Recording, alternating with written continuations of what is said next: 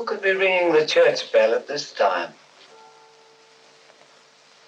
Maybe it ain't an ooh, Father. Maybe it's an it. And maybe it's tolling the bell. Oh, there's no such things as ghosts and monsters. Haven't I made that clear to you? Something tore the throats out of Charlie Rousseau's sheep, and that something didn't leave any tracks. Andy Trent here saw a weird glow moving across the marshes last night, and this morning he found 2 of his sheep dead. Their throats torn open. Maybe the same thing that killed Andy's sheep is tolling the bell. I was on my way just now to deliver a special letter at Penrose Manor when a strange light appeared on the road before me, then moved quickly across the marshes and faded into the mist. I turned the cart around and hurried back here. It's not real. First the light, and now the bell. There's a very sound and logical reason for the bell tolling at this time, and I'm going to find out what it is. You can drive me to the church pots. The letter can wait. No hurry. Nothing will harm you if you're with the priest. Is that true, Father? Ah, what you need is more faith and less imagination. Come along.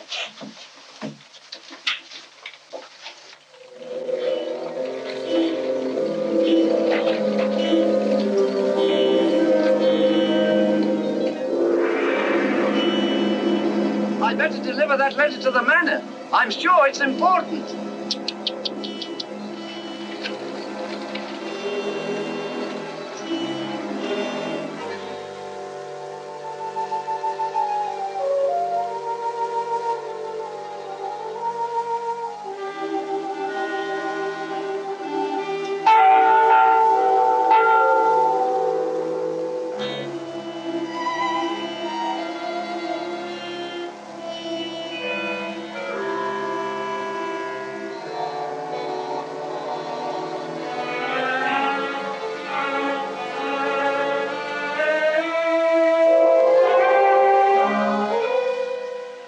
Goodness, that bell has stopped. Odd. It's tolling at this time of night. I don't like it. What with this phantom roaming the marshes? I saw it again tonight. Who would that be?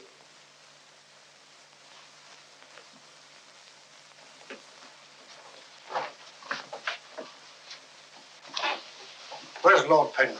He's gone to Quebec. Get him on the phone immediately. What's happened, Father? Lady Penrose, dead, clutching the bell rope, calling for help. It was dreadful. Her ladyship. Call Sergeant Thompson at the police station. Ask him to come to the church immediately. Come with me, Potts. I need you. Yes, Father.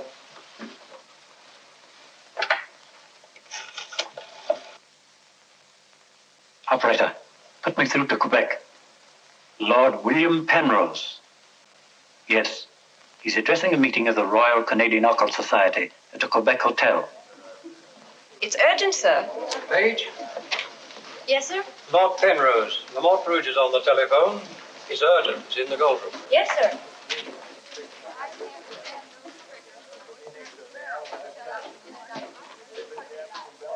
Gentlemen, as you know, the greatest obstacle in proving the authenticity of the occult lies in finding facts. However, if the facts are there, even the most hardened skeptic, provided he has an open mind, must finally acknowledge the actual existence of the supernatural. Do you admit that, Mr. Holmes? Facts are always convincing, Lord Penrose. It's the conclusions drawn from facts that are frequently in error. Yes, in the case of the Hound of the Baskervilles, as well as in the adventure of the Sussex Vampire, we found Watson, please. Oh, sorry. Well, gentlemen, this time I have facts. Cold facts. Many years ago, 100 to be exact, an apparition appeared at night in the village now called La Mort Rouge. The following morning, 3 people were found dead, their throats torn out, hence the town's rather grim name. Interesting, yes. But facts? No. I hardly think the tales of superstitious peasants can be considered... I haven't finished, Mr. Holmes. La Mort Rouge has again been the scene of these strange and unexplainable occurrences. Unexplainable, that is, from your point of view. Several of our most responsible citizens have actually seen the strange apparition on the marshes at night. And next morning, sheep were discovered with their throats torn out and no traces of the killer anywhere to be found. Oh, you read about it in the papers. No, as a matter of fact, I haven't. It was merely a deduction. A rather obvious one, I'm afraid. Deductions are a weakness of mine, as Dr. Watson can tell you. Would you believe it? Holmes can... Well, those are facts, Mr. Holmes. Ignore them if you can. But it's very urgent, sir. Okay, well, go ahead. Thank you. I never ignore facts, Lord Penrose. And I have no doubt that the incident of the sheep with their throats torn out is unquestionably a fact. However, the interpretation of this fact as being final proof of the existence of the supernatural is merely supposition.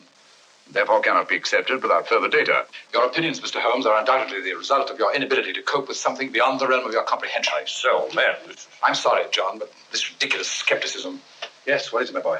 La Rouge on the telephone, sir. Very urgent, my lord. Excuse me, gentlemen. I'm afraid, Lord What's quite understandable, Sir John. Lord Penrose is deeply entrenched in his beliefs. That's his privilege. Oh, hang it all, Holmes. The fellow was positively rude. Well, shall we see a little overwrought, Watson? I'm leaving immediately.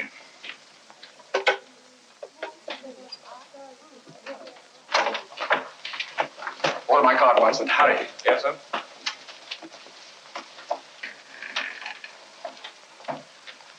Gentlemen, my wife has just been found dead.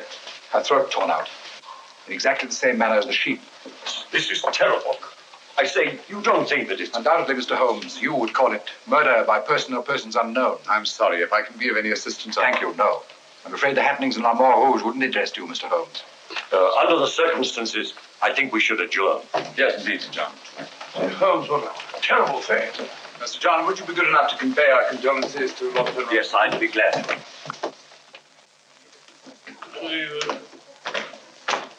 Can't we get something to eat before we leave? You don't often get food like you do here. Don't you ever think of anything else besides your stomach? No, not often. I gotta get a paper. Morning. Good morning, sir. I imagine you'll be glad to get back to London, Mr. Holmes. Yes, indeed. Oh, by the way, there's a letter for you, sir. Thank you. Oh, here's something about Lady Penrose. She was found in the church with her throat horribly cut.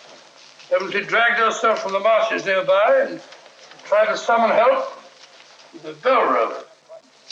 What's in it? What is it, Holmes? Listen to this, Watson. Huh? My dear Mr. Holmes, I've every reason to believe my life is in danger. Yet, if you were to ask me how I know, I couldn't give you a logical answer. There is nothing tangible, yet like a terrible premonition, it is all so frightfully real. I heard of your being in Quebec, and I'm turning to you, a stranger, and asking your help in the frantic hope that you'll not fail me. Oh, who's it from? It's signed Lillian Penrose. Lady Penrose? A letter from the dead woman? Oh, what's it mean, Holmes? I should say that Lady Penrose lived in fear of her life. Some secret hidden in her past, in all probability. Oh, perhaps it isn't as simple as that. What if Penrose is right? I'm glad we're going back to London. Things like that can't happen in Baker Street. More's the pity, Watson. Huh? Do you know a village by the name of La Rouge? Yes, sir. It's about 12 miles from here, up towards the falls. Thank you. Great Scott, Holmes. You mean you're going to take on the case? Quite. Telephone the airport and cancel our reservations, will you? Certainly, sir. Consider, Watson, the irony, the tragic irony. We've accepted a commission from the victim to find her murderer. For the first time, we've been retained by a corpse.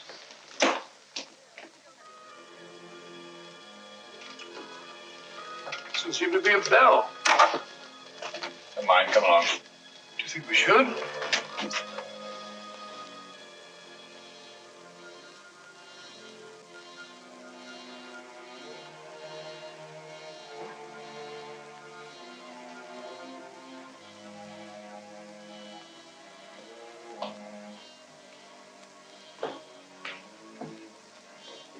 What a cold, cheerless-looking room.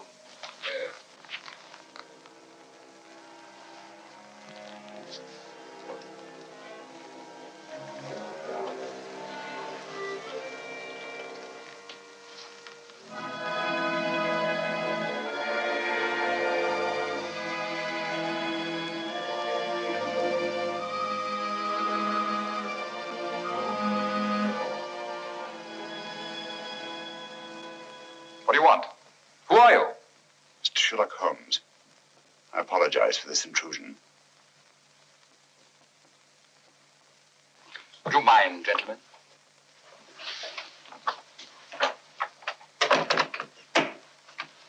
Holmes, is it your custom to burst into people's houses without ringing the bell? We couldn't find the bell, sir. If you've come here to use the death of my wife to prove your theories, I must ask you to leave. Penrose, I received this letter from Lady Penrose this morning.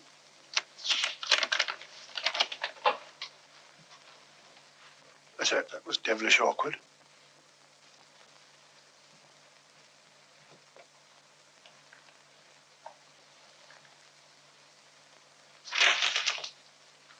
I'm afraid you're a little late, Mr. Holmes. My wife's dead.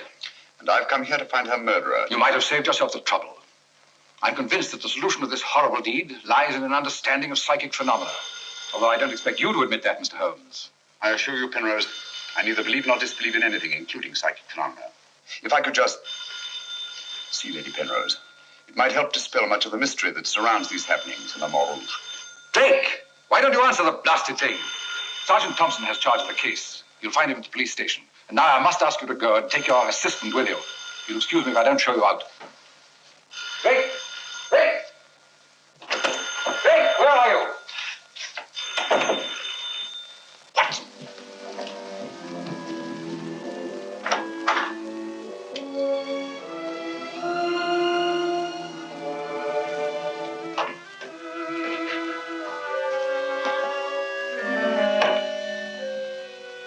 Holmes, I've seen it before. Right, Watson, you have.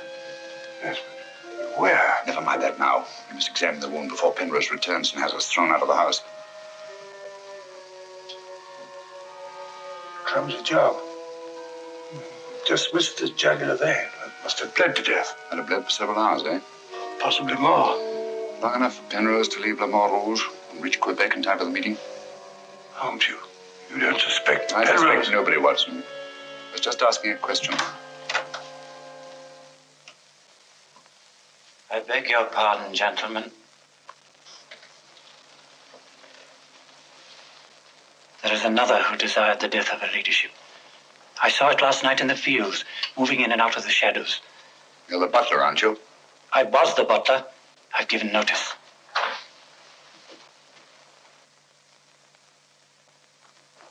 Drake! Get out. Get out of this.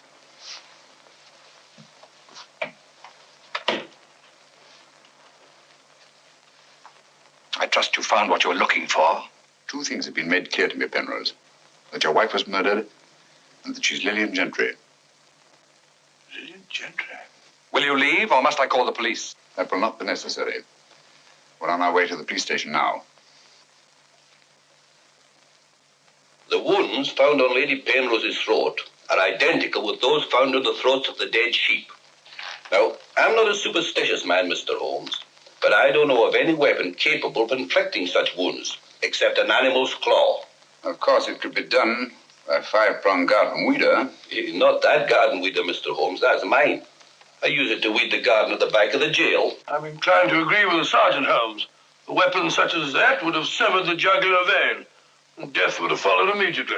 Lady Penrose lived long enough to drag herself to the church and toll the bell in a frantic effort to call for help. Yes, I know all about that. But there must be some logical motive instead of all these goblins and monsters. Sergeant, have you ever heard of Lillian Gentry? No, I can't say that I have, Mr. Holmes. She was a famous actress who came to America some time ago. She appeared for many years in the United States and Canada. Then suddenly she disappeared. Her disappearance was never explained, and she was soon forgotten. But what's the connection between Lillian Gentry's disappearance and the death of Lady Penrose? Lillian Gentry and Lady Penrose are one and the same person. The same person? Precisely. One more question, Sergeant. Do your files show anyone with a prison record living in La Montrouge? No, Mr. Holmes. The only person having any connection with a prison is Emile Journet. He came here 2 years ago with his daughter and bought the hotel. He was a guard at Talon Prison. Thank you, Sergeant. I hear there are a lot of prairie chicken in these parts. I'd like to have a bag of them someday. I think that can be arranged, though. Yes, we can stop over to the farmyard and you can shoot all the chickens you want. That's all very funny, Holmes. Here you are, old fellow. We're going to engage rooms at Monsieur Journet's hotel. Landlord! I say landlord! Place seems deserted. Won't be for long if you bill her like that. Landlord! Oh, sorry, Holmes. Got to try and make summer. Yes, monsieur. My dear, have you got a room for us? Yes, monsieur. Good. Sign here, please. I'll sign for us both. Well, thank you. You seem very young to be in charge here. Yes, monsieur. You are Mademoiselle Journay? Marie's your name, monsieur. My dear, you've been crying. Why? Papa's going away. Oh, come now. Is that such a tragedy? Did you cry if your papa were going away, Watson? I don't believe so. This way, monsieur. Bring your bags. Yes, of course. Wouldn't I be unhappy if my father would see my father here? Father died about 20 years ago in Cheltenham.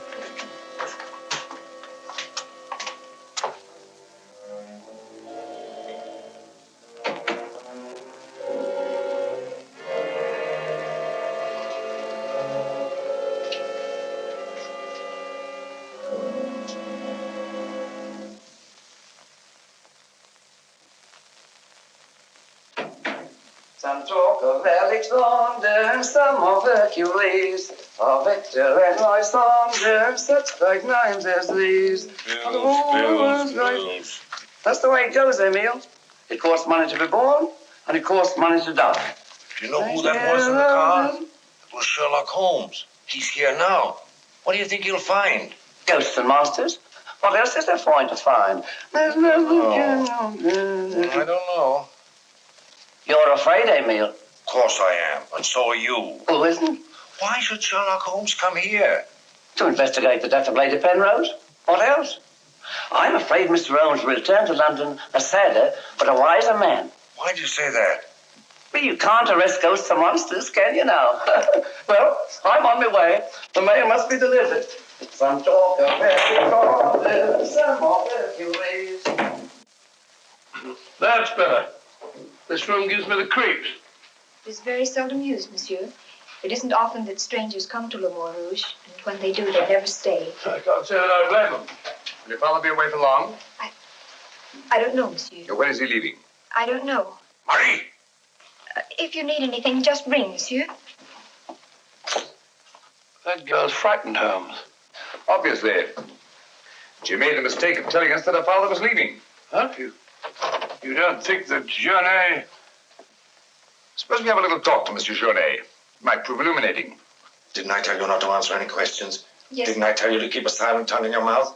Yes, Papa. So you told them I was going away? Yes, Papa. That'll teach you to keep your mouth shut. Monsieur Journay, just why are you leaving La Mort Rouge at this particular time? I'm not leaving. What gave you the idea that I was? Your daughter? My daughter's mistaken. I merely said that I would like to go away. I've just been teaching her the difference. Yes, so I observed. I can't say that I approve of your method, sir. I'll ask you to mind your own business. Run along, dear.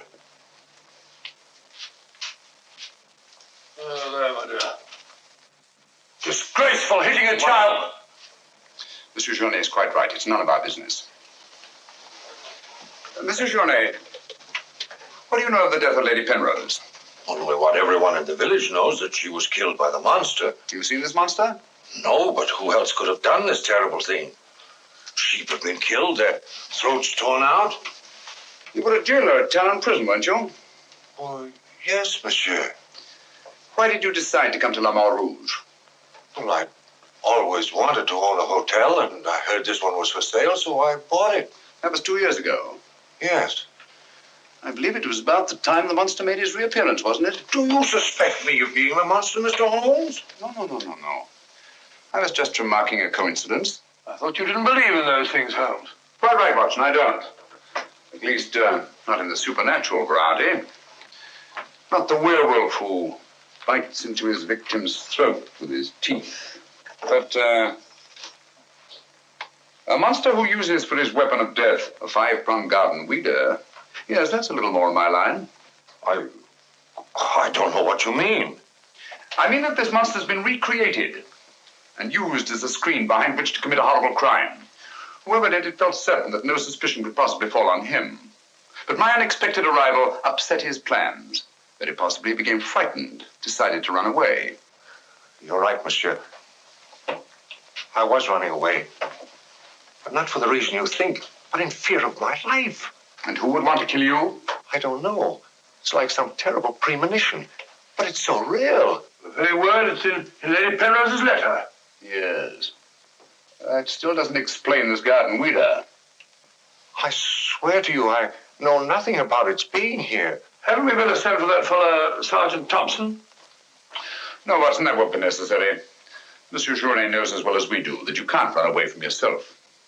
Oh, would you be so good as to return this to Sergeant Thompson, monsieur? I took it away quite by accident.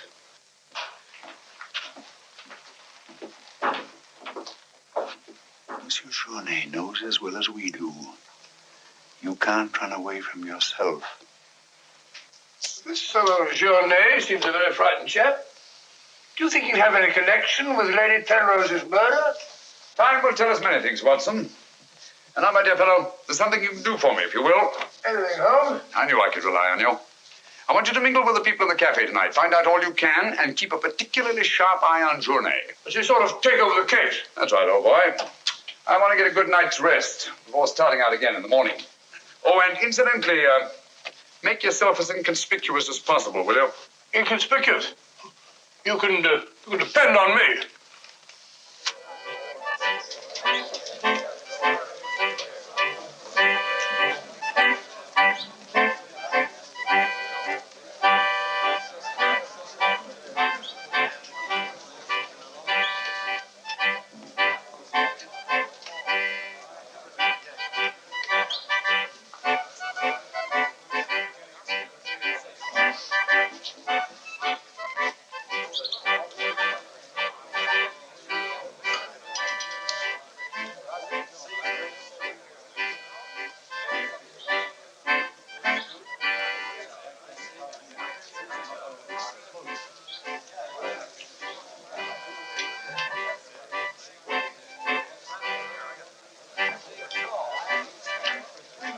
Thank you, my dear.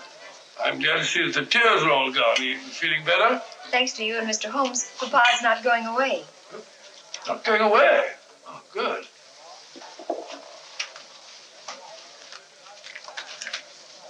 Journey not going away. There are many phases of the supernatural, Mr. Drake. Witchcraft, vampires, werewolves, ghosts, monsters. You'll find them all in the history of crime. So I say to myself, Potts, this is the handiwork of the supernatural. I gather that your name is Potts, that you're interested in the detection of crime. Allow me to introduce myself. My name's Watson, Dr. Watson of 221B Baker Street, London, England. How do you do, sir? Here's the crime. Bigger and better crime. I deduce, my good man, that you're somewhat drunk. No. Sharp he is. Sharp as a tack. And just as flat-headed. You might also deduce that I'm leaving this place. Getting out. As soon as the bus I'm waiting for hoots its hooter. I believe they say honks its hooter in these parts. Hoots to me, honk to you. Hoot, hoot. My dear fellow, I don't care two hoots whether it's hoot or honk.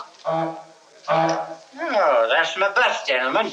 I just heard it hoot its hooter distinctly. If you solve this case, let me know.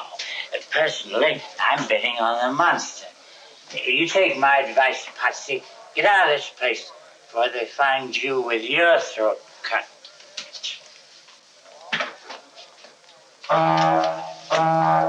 Hoots! It's hooter.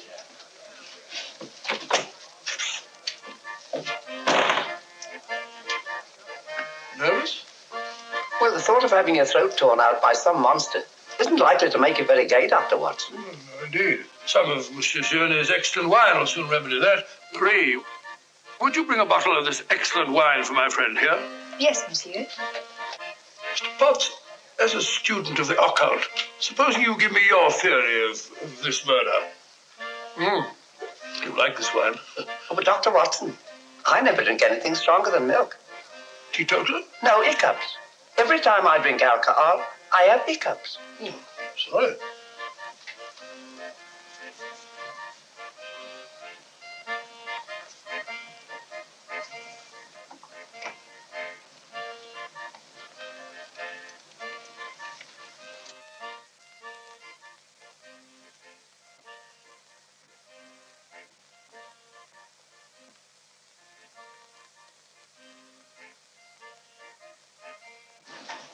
Mr. Holmes.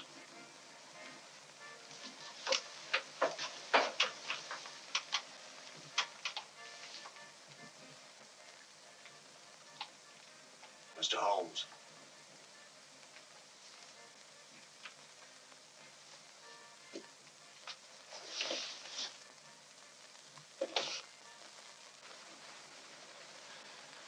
This circle is where the murder actually occurred. Yes, Mr. Holmes. There's a footpath just beyond the church which leads across the marshes. Follow it for half a mile and you'll be there. Thank you, Sergeant. I'm sure I'll find it. Mr. Holmes, I wish you'd let me go with you. It's dangerous on the marshes at night. These swamps, the one false step... I'm sorry, Sergeant, but it's important that I go alone. I'll keep close to the path. Well, will Dr. Watson be going with you? No, Sergeant. I asked him to do some research work of his own, and by now he's probably magnificently involved. Good night. Good night, Mr. Holmes. But according to your theory, Dr. Watson, everyone in the village is under suspicion. Pardon me. It's quite all right. Oh, thank you. Murder is a very interesting study, gentlemen. I well recall a short story by that brilliant author, G.K. Chesterton, in which the murder is committed by a postman. I refer, of course, to The Invisible Man, a brilliant bit of deduction on the part of Father Brown. I'm a postman. This is precisely why I mentioned it, to illustrate the absurdity of assuming because one man in a postman's uniform is a murderer, any other man in the same uniform should be suspected. Thanks. Had me worried for a minute. Oh, filthy, flabbed it up. A child can see that this ridiculous monster has got you all afraid of your own shadow. I saw Lady Penrose. I wouldn't like it to happen to me. I'll be getting on. I'm going with you. Good night, Doctor. Good night. It's quite all right.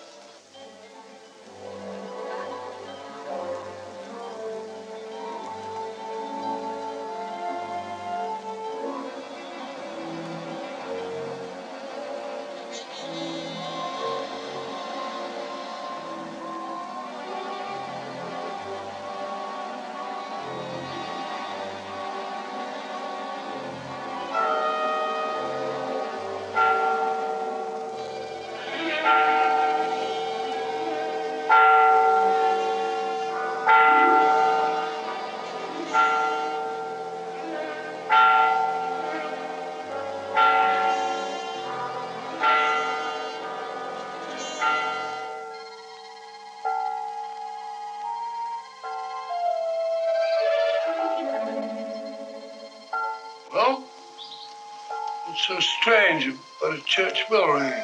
It rang the same time last night.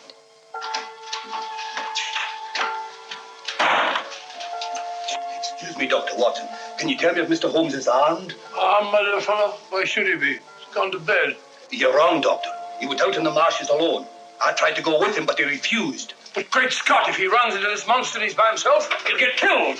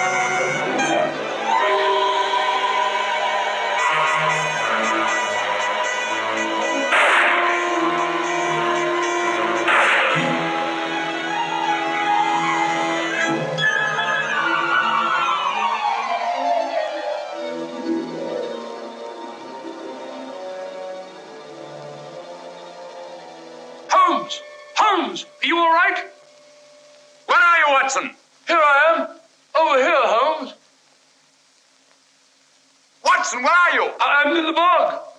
Oh, good gracious. Come here. Your instructions were to mingle with the people and stay in the cafe. Sergeant Thompson said you were out here alone, so I thought you might need help. Yes, so you proceeded to fall in the bog, eh? Fall? I was pushed into the blasted thing. Pushed by the most ghastly apparition. Came at me like a roaring furnace, with spitting fire in all directions. Before I could get my revolver, the thing was upon me. The next thing I knew, I was in the bog. Are you all right, Mr. Holmes? I heard shots. Yes, I'm all right, but Dr. Watson here seems to have encountered the monster. He has? Come on, old fella. We'd better get you out of these wet clothes and into a hot tub before you catch a deadly cold.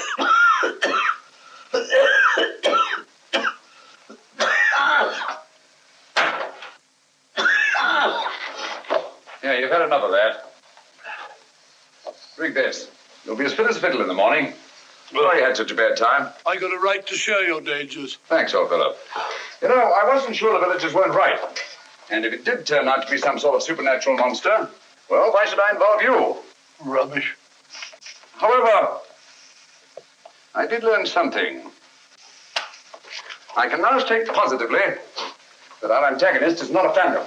But the thing actually spat flames at me. All just a figment of your imagination. The murderer knew I was out on the marshes, and obviously wanted to frighten me. You frightened me, all right.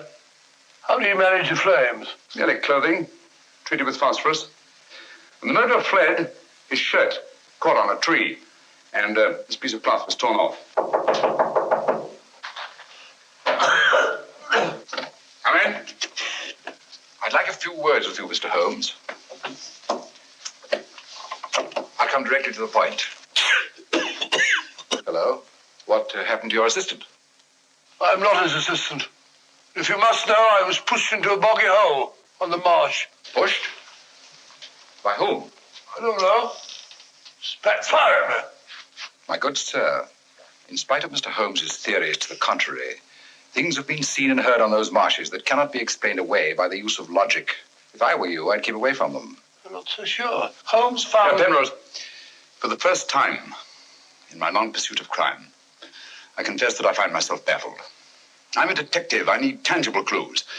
And up to now, I admit I found none. And you won't. I advise you to leave La Mort Rouge. Tonight, you escaped with your life. Next time, you may not be so fortunate. Thank you for your considerate advice, Lord Penrose. Good night, sir. Excuse me. Oh, good night. I don't like this fellow, Holmes. Why do you think he came here? He wanted to find out if we discovered anything. He seemed very pleased when I told him we hadn't. Now, Watson, there are one or two questions I want to ask Sergeant Thompson. You stay here. I have a vitally important job for you. Anything, Holmes? What do you want me to do? Go to bed. Yes, it's cotton fabric. Here, take a look. That discoloration, the purple ink must have been spelt on it. Possibly. I should say this cloth was red with blue lines. Probably large checks. As it seems to have been laundered a good many times. The blue lines are almost completely erased. Yes, you can scarcely see them. Good fabric, well woven, with a solid base. Hello, Bill. Hello, Sergeant. Your phone call must have been important. You bring me over this time of the night. It was. This is Mr. Sherlock Holmes. He wants to ask you a few questions. This is Mr. Taylor, the storekeeper, Mr. Holmes. Oh, good evening, Mr. Taylor. Good evening, sir. Have you any shirts of this design? The squares are red and the lines blue. Yes, I have. Can you remember to whom you sold them? I can. I keep them in stock specially for Judge Brisson. He won't have anything else. Judge Brisson, who's he? A retired magistrate. He's a cripple, lives alone with his housekeeper. Have you sold any of these shirts to anyone else?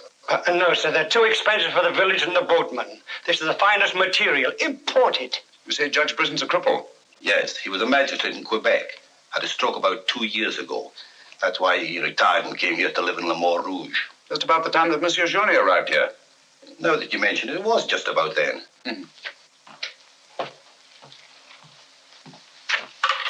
Hello, operator? Give me Judge Brisson's home, will you? Thank you.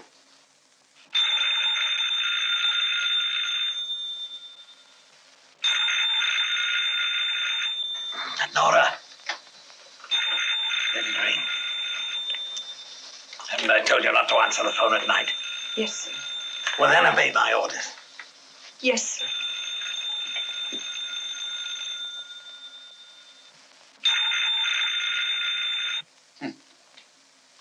No answer. Where do you live? On the Marsh Road. But I don't advise you to go there after dark, Mr. Holmes. The place is a fortress and guarded by a savage dog. I think Dr. Watson and I will have to pay Judge Brisson a visit in the morning. Good night, gentlemen. Good night, Mr. Holmes.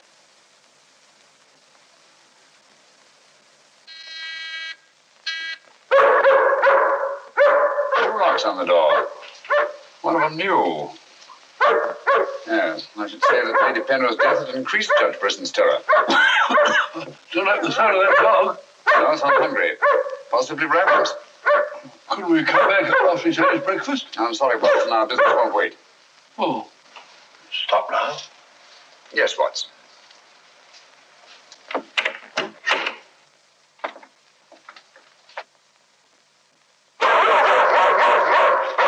Good Friday. Good morning. Good Winnie. Who is it? Sherlock Holmes and Dr. Watson. I telephoned Judge Brisson we were coming. You can't come in. He's given orders no one is to be admitted. You wouldn't want Judge Brisson's death on your hands, would you? No, sir. And you'd better let us in.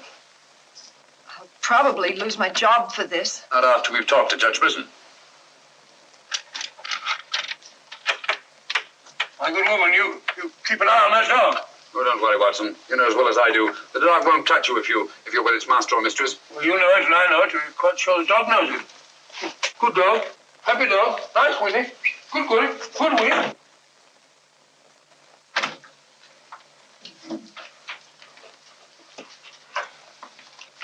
Let me warn you, I'm armed. And I'm an expert shot.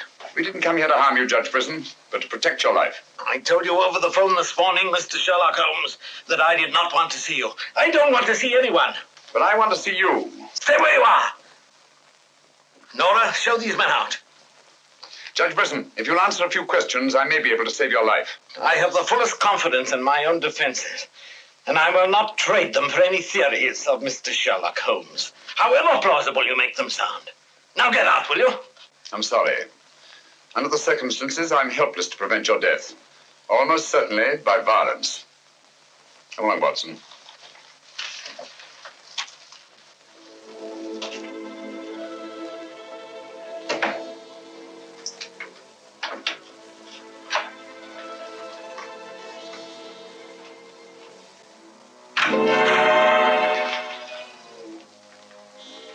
Pardon me.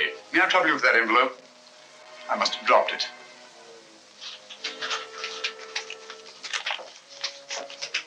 Thank you. You're a very clever man, Mr. Holmes. A crude device, Judge Brisson, but it's confirmed my suspicions that you're not the cripple you pretend to be. I'm sorry. But I'm frightened of everything and everybody. Why don't you sit down? You want to get shot, Holmes? Come in, Watson, and close the door. Sit down, old fellow. Judge Brisson has decided not to shoot us. Oh, very kind of him. Gentlemen, this fear is driving me mad. It's quite understandable. The whole village seems to be consumed with fear. But in your case, judging from your vicious dog, those barred windows, and that hunting rifle, it's not fear of the supernatural. Just what are you afraid of? Well, truthfully, Mr. Holmes, I don't know. And yet I feel its very presence. At times, I feel I can almost reach out and touch it. When I first came to La Rouge, I had a slight attack. It affected my legs, but, well, I've recovered. And you've continued the deception, using the wheelchair as an excuse for not going about the village. Well, you see, people would be more inclined to accept my hermit-like existence. Yes, naturally. Tell me, Judge Brisson, had you ever heard of Monsieur Journet before you arrived at La Rouge? No, I hadn't. How many of these shirts has your housekeeper purchased for you? Oh, 4 or 5. I'm not positive. You still have them? Well, 1 or 2 became badly worn, and I told my housekeeper to give them to a man who was doing some work for me at that time. Can you describe him? No, I'm afraid I can't. That was about a year ago, you see, and, well, I didn't pay much attention to him. He worked in the garden. Could your housekeeper remember him? No, that was a different housekeeper then. She went to the United States. Try to remember, Judge Brisson. Your life may depend on it. I do remember one thing. He had a very slight limp. I used to watch him from that window as he walked across the lawn. Splendid. Continue your vigilance, Judge. And under no circumstances allow anyone to enter the house, even someone you may know well. What's that mean, Holmes? It may mean nothing, Watson, and it may mean everything. I'm quite sure that Sergeant Thompson will have observed a man with a limp in a village the size of La Rouge. Good day, Judge, and thank you. Good day, sir. I'm sure Sergeant Thompson will have observed a man with a limp in a village the size of La Rouge.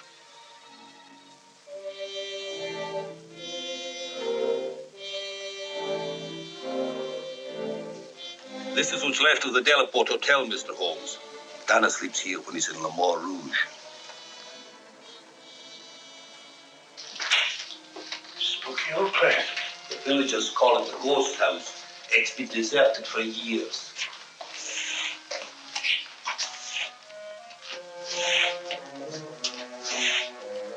He walks with a limp. A left foot, I think. To the trained ear, Sergeant, footsteps have a characteristic rhythm as identifiable as fingerprints.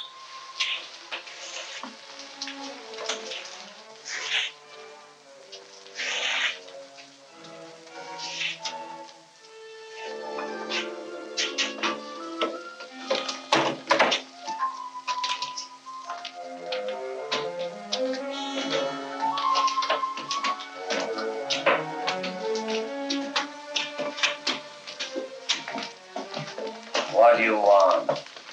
Come to have a talk with you, sir. I've done nothing. Then you won't mind answering a few questions. What do you want to know?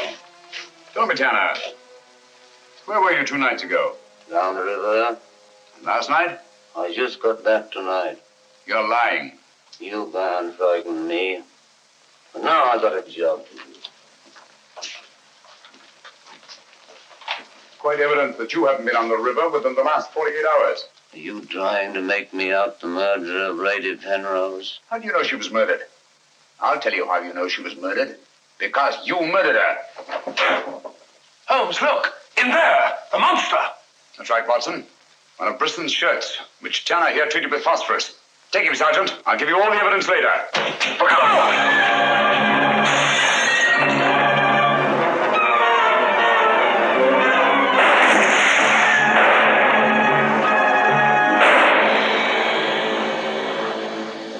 You going, Sergeant? I'm sure of it. Come on.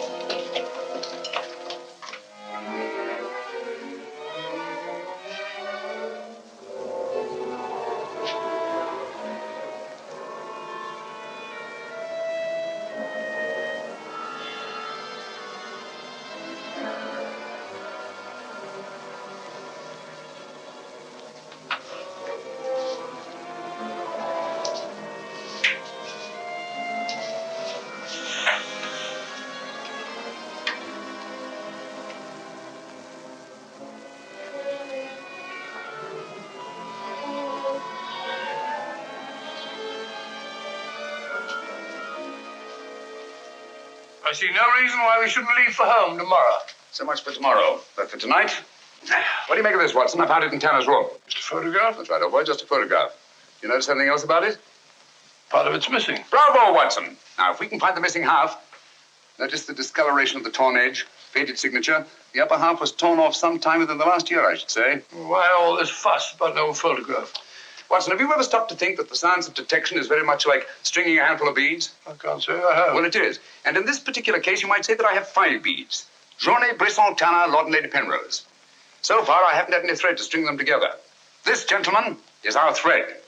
And I think I shall start with Lady Penrose. But Lady Penrose is dead. The dead can tell us many things, Sergeant. You and Dr. Watson remain here at the hotel. I'll meet you later. I'm sure you got Tanner, Sergeant. But Mr. Holmes is never satisfied with a dead criminal. He has to sit in on the post-mortem. Come along. Let's go downstairs and celebrate the death of the monster. That's a good idea, Doctor.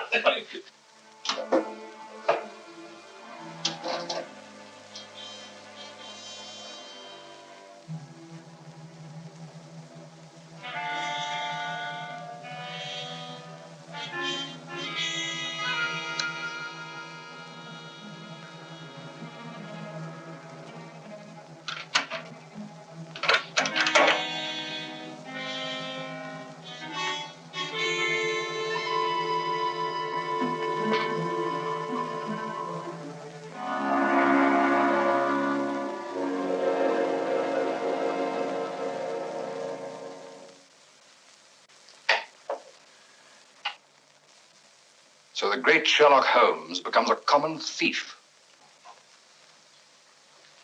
You realize, of course, that I might have shot you. I knew that you'd refuse to see me, so naturally I had to take that chance. Tell me, who is Alistair Ramsden? What has he to do with your being here? Perhaps this will explain. Found the lower half in a room occupied by a boatman named Tanner. The upper half was in Lady Penrose's safety box. Alistair Ramsden murdered a fellow actor in my wife's company. He was sentenced to life imprisonment. The whole thing was a great shock to her. So she retired from the stage and you married her shortly after? Yes. Where and when was this murder committed? In Quebec, 5 years ago. Ramsden was shot 3 years later trying to escape from Talon prison. His body disappeared in the St. Lawrence. Was it ever recovered? I don't believe so. Penrose, Alistair Ramsden and Tanner are one and the same person. What? It was he who sent the upper half of that photograph to your wife as a warning. What could my wife have in common with a murderer? Yet he killed her. He killed her? Yes. The monster was none other than Tanner himself. We found a shirt impregnated with phosphorus in his room. Tonight, when we faced him with the evidence of his crime, he bolted and jumped out of the window into the river. Sergeant Thompson fired a couple of shots at him. He's dead? In a way, yes. I don't understand. Tanner is dead only because he was discovered, and had therefore outlived his usefulness to his creator. But I'm afraid that Alistair Ramsden, the actor, who created and played the part of Tanner, is very much alive. But surely, now that you know who the murderer is, the police... It's not quite as simple as that. During the time he's lived here, Ramsden has undoubtedly established another character for himself, perhaps several others, who are by now familiar to the people of the town of Le Mans Rouge and quite above suspicion. He could be almost anyone in the village. He may even have been your butler, Drake. This is fantastic. Yes. Yet Lady Penrose's death is only the beginning. There's no saying where this madman will strike next. Tell me, is there anyone else in Le Mans Rouge who may have been connected in any way with the case of Alistair Ramsden? Judge Brisson was the magistrate who tried and sentenced him.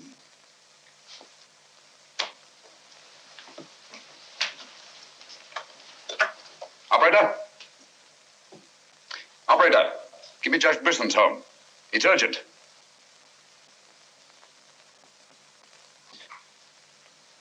Judge Brisson, this is Sherlock Holmes. Oh, yes, Mr. Holmes. Oh, I'm quite all right, thank you. I've chained up the dog, as you asked. As I asked? I haven't telephoned you before. Somebody's obviously imitated my voice in order to gain access to the house. Well, certainly, Mr. Holmes. I'll lock all the doors and await your arrival. Yes.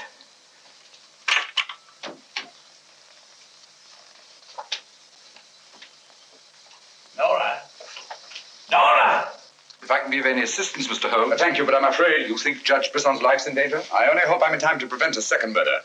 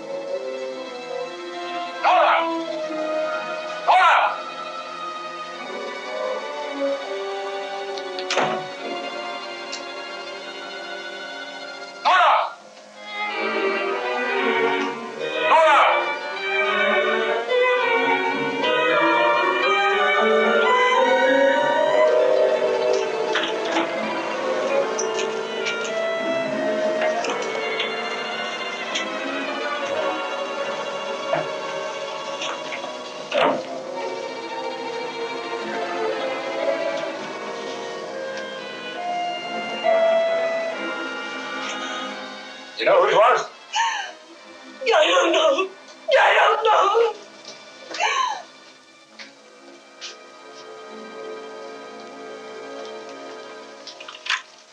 Hello? Operator, Monsieur Journet's cafe. I want to speak to Sergeant Thompson. It's urgent.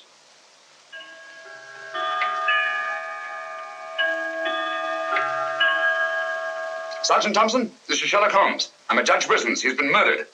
Judge Brisson's been murdered. Judge Brisson? The murderer gained access to the house, gagged and bound the housekeeper, then disguised as Nora, murdered Judge Brisson. I'm returning to the old Jelapont Hotel on the chance that he'll go there to change his clothes and assume another disguise. Ask Dr. Watson to meet me there as quickly as he can, will you? You'd better come here at once and take charge. Right.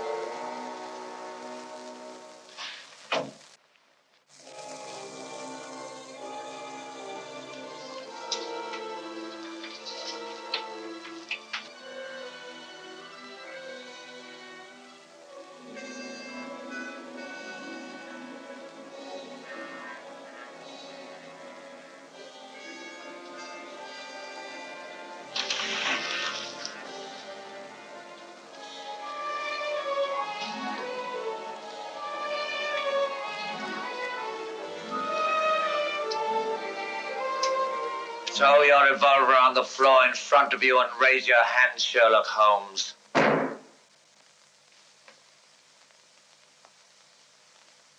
I should have thought you would have felt more at home in the spotlight. I see you finally identified me. Jack Tanner and Nora the housekeeper were brilliant. You should really take a bow. It's too bad you appeared on the scene when you did, and I had to ring down the curtain on the monster. Your recreation of the monster of La Rouge as a means of murder must have given you great satisfaction. Why did you kill Lady Penrose? I see no reason why I shouldn't tell you. I couldn't bear the thought of another man possessing her. And Judge Brisson? During the trial, I grew to hate him. And when he sentenced me to prison, I vowed that someday I would escape and kill him. I see. Obviously, you planned still another murder. Otherwise, you'd have returned to the safety of your first disguise and defied me to find you. You're right. I am.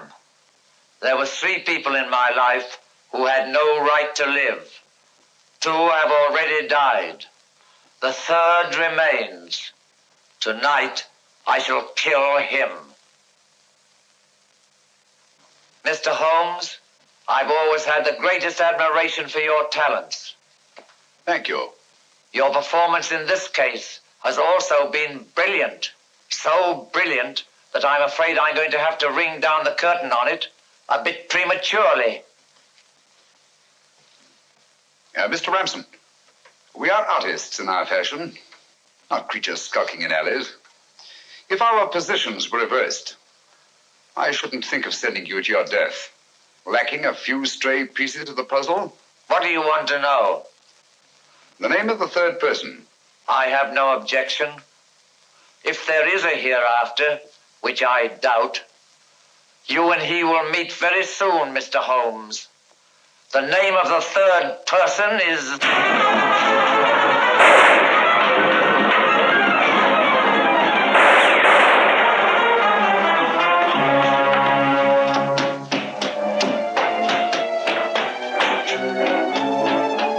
Coming, Holmes! Look out, Watson!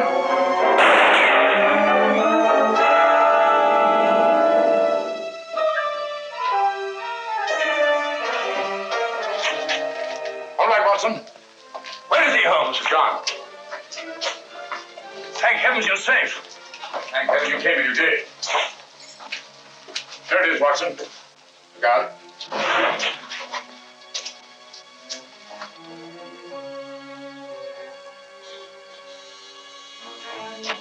So you got away again? Yes, Watson. Over that warehouse roof, most probably. What a fun little room. Yes. This is obviously the secret room where his disguises were created. Looks like an actor's dressing room. He is an actor, Watson. One of the finest acting talents of our time. Look at this. An order of the housekeeper. His name's Alistair Ransom. Alistair Ransom? Never heard of him. No, that's not important. The important thing is that he murdered Lady Penrose and Judge Brisson. Great Scott, he did it. Yes, Watson. This Ransom is a paranoiac. His orgy of crime is not complete. There's still another. I was just about to learn his name when you so conveniently fell down the stairs. Sorry, old chap. Needn't be, old boy. You saved my life. Look at this, Watson. Tanner. Tanner? Where do you think he'll strike next? Obviously, Journey is to be his third victim. Journey? Yes, Watson. As in the cases of Lady Penrose and Judge Brisson, Journey also felt his presence. But in each case, it was vague and unexplainable. Oh, what connection can he have with Judge Brisson or Lady Penrose? Journey was a guard at Talon Prison, where Alistair Ransom was confined. He's the third person against whom the murderer holds a grievance. Now he's disappeared. Journey disappeared? And so Marie told us in the cafe? Watson, Journey's disappearance can mean only one thing. He's in hiding. Our job is to find him before Ransom does. Journey is the only man who can lead us to the murderer. We'd better have a talk with little Marie.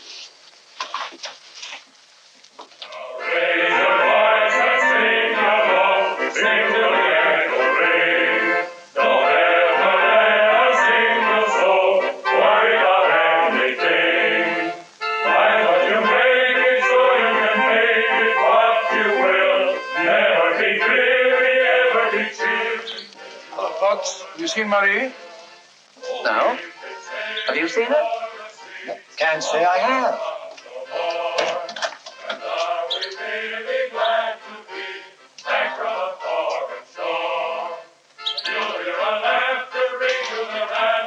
Marie? Watson.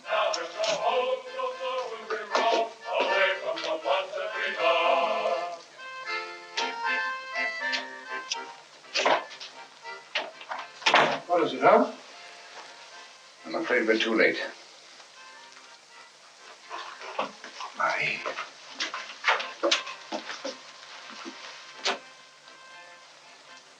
Don't touch anything, Watson. Murdered in exactly the same way as Judge Brisson and Lady Penrose. Poor innocent little child. I should have prevented this. Nonsense, my dear chap. You did everything possible. How on earth could you have prevented it? The child's death is a tragedy, of course. I see exactly what happened. She was standing here by the desk, and the murderer came in by that door. He came in through that door, but Marie was not in the room. She alone, of all people in the cafe, saw Ransom enter this office. It was someone she knew well. Someone who might have a message from her father. So she followed him here. And when she refused to tell him where her father had gone, he killed her. Ransom already knew that Journey had disappeared, but he didn't know where. When he questioned her, she became suspicious, and it was then that he killed her. Telephone Sergeant Thompson, will you? And this is Judge Brisson's. Ask him to come here at once. And see that no one leaves the cafe until he gets here. The murderer may be among them.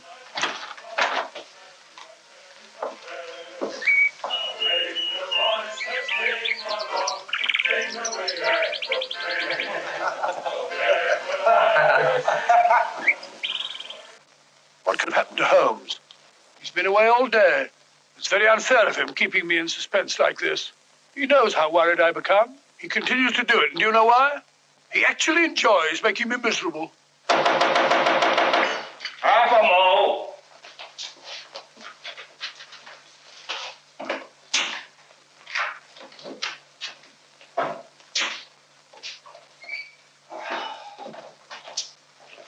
No good, Watson. It won't work. What won't work?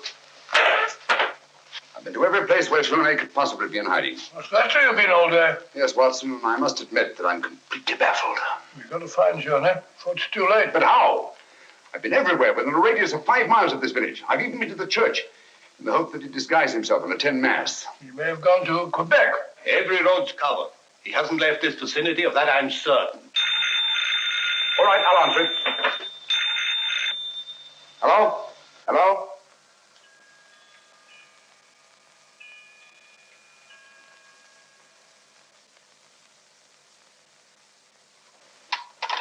Who was it, Holmes? Watson, get your hat and coat. You're very rude, Holmes. You leave me all day long with that very dull inspector.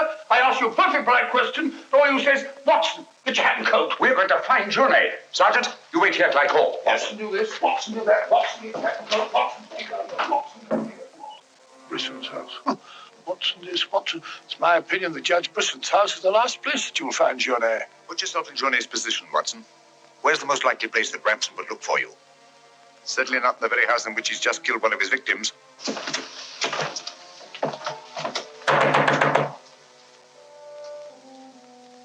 Journey! Journey! It's Sherlock Holmes and Dr. Watson. We are here to help you. I don't like the look of it, Holmes.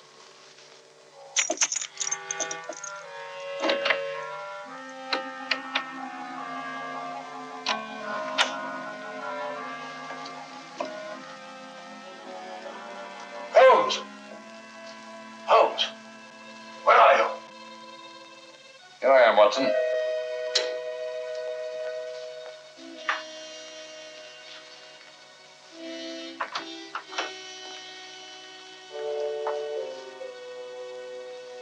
Johnny! What do you want? We've come to help you. How did you know I was here? When you called your hotel just now, I answered the telephone. The chimes of Brisson's clock here merely confirmed what I already knew. You must return with me to the cafe at once. I'm not leaving this house. The murderer's waiting out there in the marshes to kill me the moment I leave here. Naturally, but first you must have the opportunity. If you return to the cafe, he'll have that opportunity. It's the only way we have to apprehend the murderer. What if I refuse?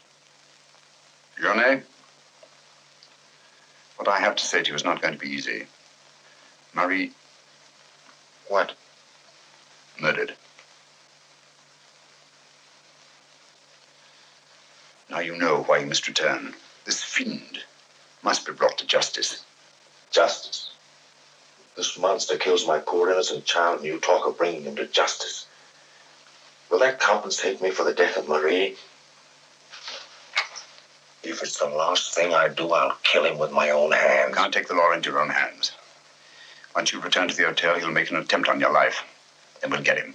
How will we know who he is? We already know. It's his disguise that we haven't penetrated. Who is he? Alistair Ramson. Recognize the name? He attempted to escape from Talon Prison when I was a guard there. Journey, if you don't want to remain in hiding for the rest of your life, you must return to the hotel and help me to put an end to this monster for all time. Come. Let's go. Good. Put an end to him. How are you going to do that, Holmes? I'll tell you both about it on the way to the hotel. So you're really leaving, Doctor? Yes, Sergeant. Gentlemen, Mr. Sherlock Holmes and I are leaving immediately for London. It's extremely regrettable that the murderer has escaped us, but all our cases cannot be crowned with success. I'm extremely sorry, gentlemen. Have you no idea where this fiend has gone? Mr. Holmes is of the opinion that he's escaped across the border to the United States. It may be years before we can trace him, if ever. Oh, Jenny, just a minute. Our bill, please. Bill? Yes, Mr. Sherlock Holmes and I are leaving immediately. Oh, I'm sorry, Dr. Watson. I'm just on my way to the church to offer a prayer for Marie. I'll forward your bill to you. Yes, of course, my dear fellow. I understand. We leave our address at the desk. Goodbye, Mr. Potts. It's been a great pleasure knowing a man of your intelligence. Thank you, Dr. Watson. It has been most stimulating talking to one of your vast experience. Oh, thank you. Let's hope that we shall meet again someday and continue our little chats on crime. It would be most exciting. Oh, by the way, Mr. Holmes would like to see you for a minute in his room. Yes. I'll show you where it is. It's the second room on the right up there. Thanks. Emile, it's me. Potts, do you mind if I walk part of the way with you? It's a bit frightening out here. It's these marshes. This is almost the very spot where Lady Penrose was attacked. 3 deaths in 3 days. It's a pity Marie had to be killed. She was such a sweet child. 3 deaths in 3 days. And still one more to be accounted for. You were frightened, Amy. It's strange to see you showing fear. The man I hated at Talon Prison.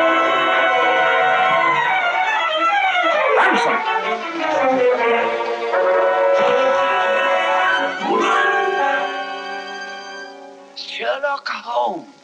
Yes, Mr. Ramson. So you see the final curtain has not fallen after all. I thought you were on your way to London. Naturally, that's what I wanted you to think. That's why Dr. Watson announced our departure in the cafe. Journey's leaving was purely bait to bring you into the open. I merely replaced Journey once he was outside on the street. May I say, Mr. Ramson, that your disguise as a postman was a masterpiece of ingenuity. Your very choice of the role put you above suspicion. It was quite easy. I simply disposed of the real Mr. Potts after he had passed his civil service examination and had been assigned to La Moor Rouge. You realize, of course, that you'll never hand me over to the police alive. It's not my function to be your executioner. My duty is to hand you over to the authorities, which I fully intend to do. You're an optimist, Mr. Holmes. Oh, not necessarily. We're surrounded by police awaiting my signal.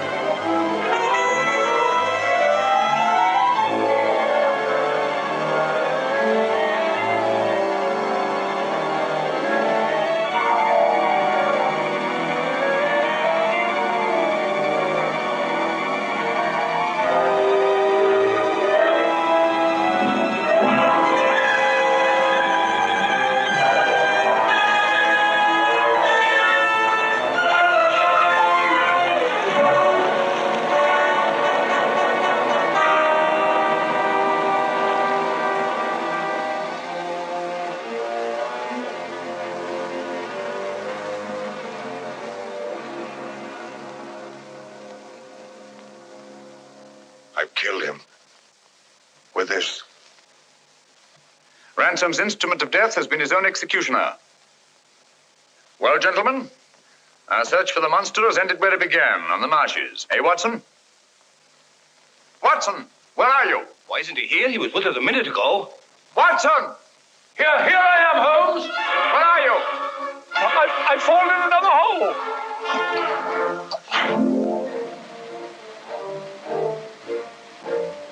I should like to have seen a bit more of Canada before we sailed, Holmes. So should I, Watson. Canada. Linchpin of the English-speaking world. Whose relations of friendly intimacy with the United States on the one hand, and their unswerving fidelity to the British Commonwealth and the motherland on the other. Canada. The link that joins together these great branches of the human family. Churchill say that? Yes, Watson, Churchill.